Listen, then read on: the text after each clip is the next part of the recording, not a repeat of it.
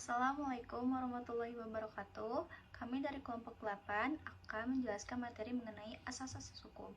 Sebelumnya, perkenalkan, nama saya Hanifa Naira Agustin dengan NPM 231000220. Perkenalkan, nama saya Sylvia Agustina dengan NPM 231000217. Perkenalkan, nama saya Tiana Panji Putri dengan NPM 231000218. Pengertian dari asas hukum.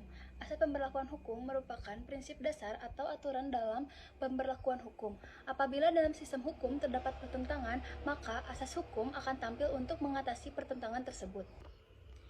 Fungsi, tujuan, dan sifat asas hukum.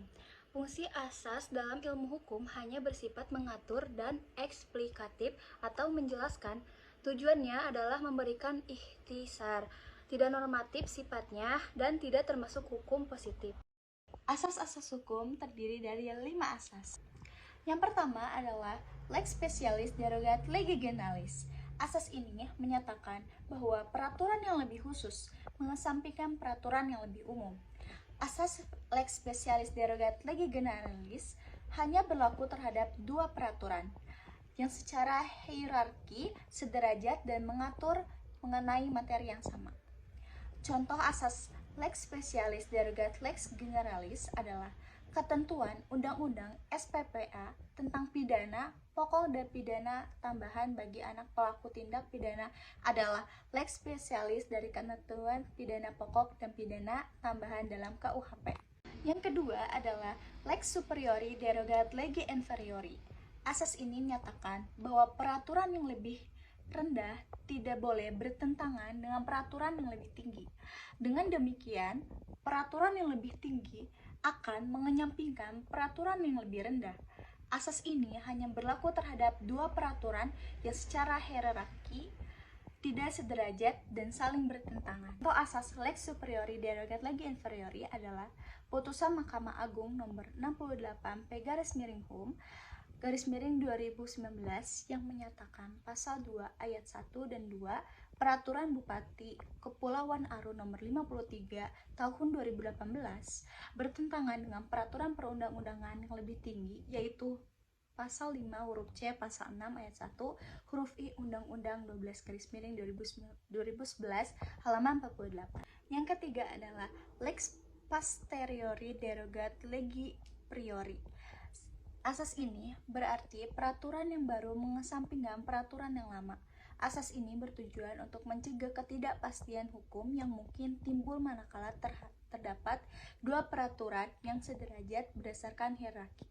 Contoh asas lex posteriori derogat lege priori adalah Undang-Undang 11/2012 yang mencabut keberlakuan Undang-Undang 3/1997 sehingga sejak berlakunya Undang-Undang 11/2012 semua tindak pidana yang dilakukan anak akan dijerat dan diproses dengan menggunakan ketentuan Undang-Undang 11/2012 dan bukan Undang-Undang 3/1997.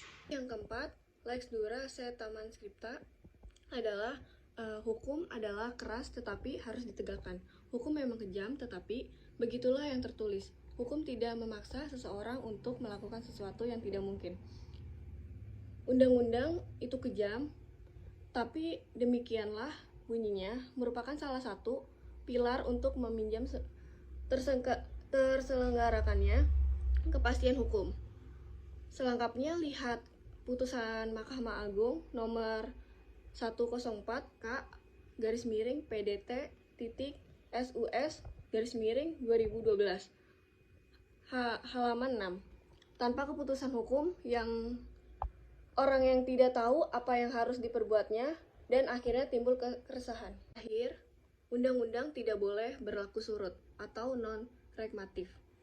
Berlaku surut atau sering disebut dengan asas retroaktif adalah pemberlakuan peraturan undang-undang lebih awal daripada saat perundangannya. Kesimpulan dari asas hukum bisa dijelaskan bahwa asas hukum merupakan jantung dari peraturan hukum. Dikatakan demikian karena asas hukum merupakan landasan yang paling luas bagi lahirnya suatu peraturan hukum. Asas hukum merupakan unsur yang sangat penting dalam pemberlakuan peraturan hukum. Sekian dari kelompok kami, mohon maaf bila ada kekurangan ataupun kesalahan. Terima kasih. Wassalamualaikum warahmatullahi wabarakatuh.